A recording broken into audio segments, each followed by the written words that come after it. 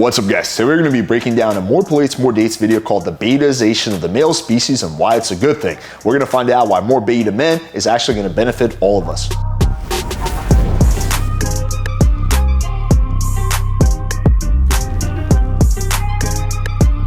Alright, I'm looking forward to reacting to this more plates, more dates video. He did a reaction video about me a few years ago. It's time to pay back the favor. Now, generally speaking, I'm a fan of more plates, more dates. I think his fitness content and his pharmacology stuff is spot on. But let's see whether he gets it right when it comes to dating. I feel like with that, he's more hit or miss. Let's see what he has to say. The title of the video is called The Betaization of the Male Species, Why It's a Good Thing. Personally, I have no idea how this will be a good thing, but let's see what argument he has to make. So let's get right into it. What's up guys, Derek, moreplatesmoredates.com. Today I wanted to do a quick video on the state of the male species. So a lot of guys, I'm sure you've noticed that as the years progress, men in general are becoming more and more feminine, and there's more and more, like betas, what people call soy boys and stuff like that. And a lot of people think it's associated with the decline in natural testosterone levels as time goes on. Some people think it's just, social media. Some people think it's a lot. So that is true. Men nowadays are quite a bit more beta than they were 30 years ago, right? So yes, that is happening. I don't really know why. We can speculate it's because there's men today have less testosterone, or it could be because we eat worse food, because we spend all day on our computer. No one really knows. Things, but I want to talk about why this is a good thing and why people shouldn't be so disappointed about how we're progressing as a species. And the reason for that is the competition is so much lower for somebody like you or for somebody like me. And if you care about self-improvement at all, you'd be stoked that other guys are being complete pussies right now and you have a significant competitive advantage. So let me delve into that a bit. So in the dating pool, women still want that alpha guy. Like, it's just regardless of what they say online about nice guys, blah, blah, blah. The same traits are still universally attractive to women that are becoming more and more hard to find in current day. And the reason for that, I think, is perhaps a lot hormonal, but I also think a lot of it is social media driven. And the reason for that is, as the years have gone on, it's become more and more widely accepted. See, I agree with his general logic. Like, yes, if you're a guy who's like, not low T, who's not beta, who's alpha, this should benefit you. But the dating marketplace has never been more competitive, at least not in major US cities than it is now, right? Like Miami, LA, New York, those cities are more competitive now than they've ever been when it comes to dating marketplace. So I like where his head is at, but unfortunately it doesn't work that way. But let's see what else he has to say. To stay in your house, not leave, stay on your computer and phone, and interact via that. And what this creates is humans are creatures of comfort. I'm sure you've heard that before. And the more you put them in a comfortable situation, the harder it's going to be for them to put themselves in extreme situations of uncomfort. And one of those situations is talking to girls. So what's like the most, it's like weird now for an 18-year-old girl to even have a phone call from a guy.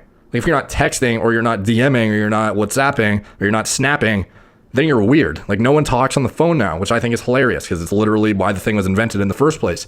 But beyond that, everyone is meeting people on Tinder or on Bumble or on any other, dating apps, or they're DMing them on Instagram. And that's how people are getting, girlfriends now. And not everyone, a good percentage of people. There's also a whole bunch of girls who are not on dating apps, not really using Instagram like that. So it kind of runs the gamut. Meeting people, and that's fine. I highly advise taking advantage of that and using your looks to your advantage, because if you have good pictures, you're going to excel online. That's just how it works. But how you can get a cut above is also taking advantage of the fact that what I just said, men are all online trying to DM girls and message them on Tinder. Is there anybody going up to that hot chick at the grocery store anymore and, asking her how her day was and asking her out? No one's really doing that, because guys... I don't know. He lives in Canada. Maybe it's different over there in Miami. Absolutely fucking yes. We did an experiment. We put a mic on my girlfriend. We set her loose at the bar, and she was getting approached every 30 seconds. Like, if you just go out in Miami, you see women are constantly getting approached, even during the daytime. Again, I don't know if this is like a Miami thing, and like if you get out to like Canada and stuff, people aren't approaching as much. But in Miami and like LA, yes, a lot of women are being approached. Guys are at home on Tinder or on Instagram, and that's just what people do now for staying in their social bubble. And granted, they're going to go on dates and they're going to, get girls via that. But the literal approaching a stranger that you don't know and striking up a conversation is something that most men find completely terrifying.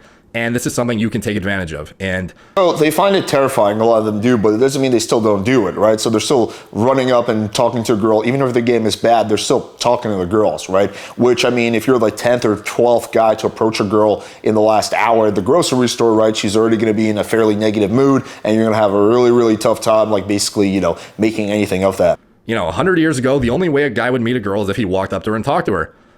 Nowadays, the only way guys meet girls is on their phones.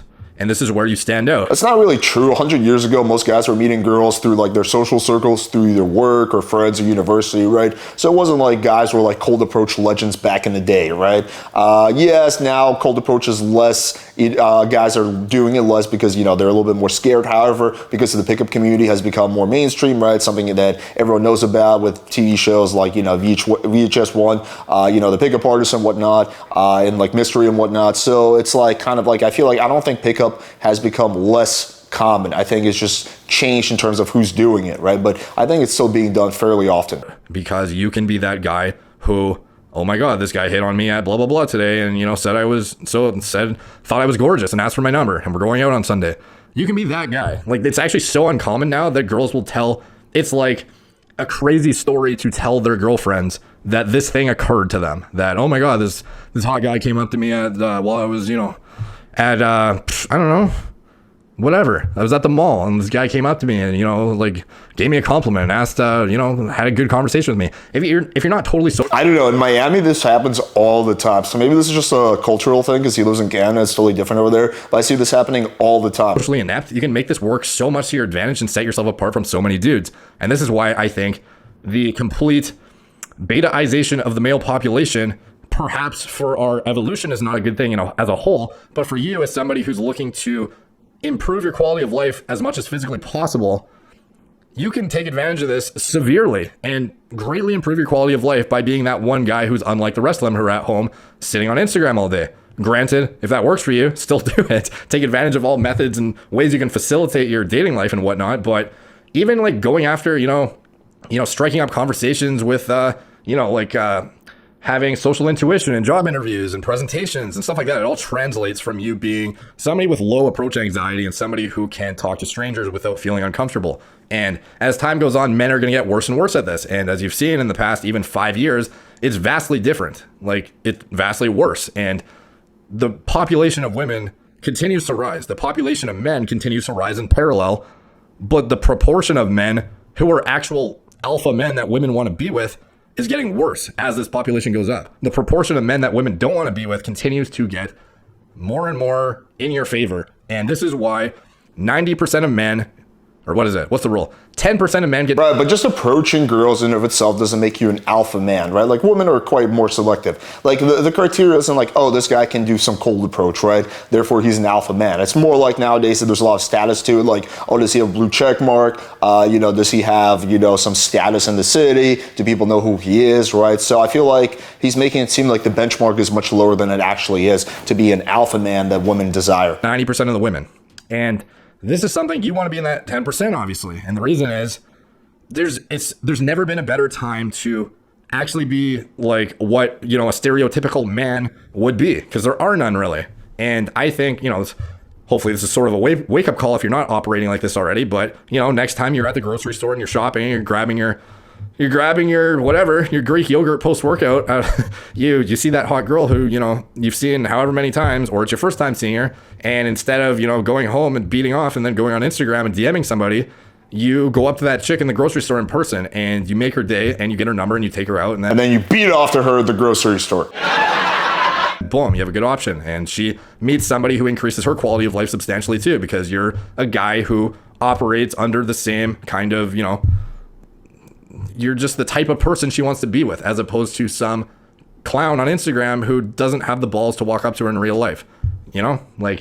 Use this to your advantage. Things are going to get worse, but it's in general for the population, but things are going to get better for you if you set yourself apart. So take that into consideration and take advantage of it. My advice.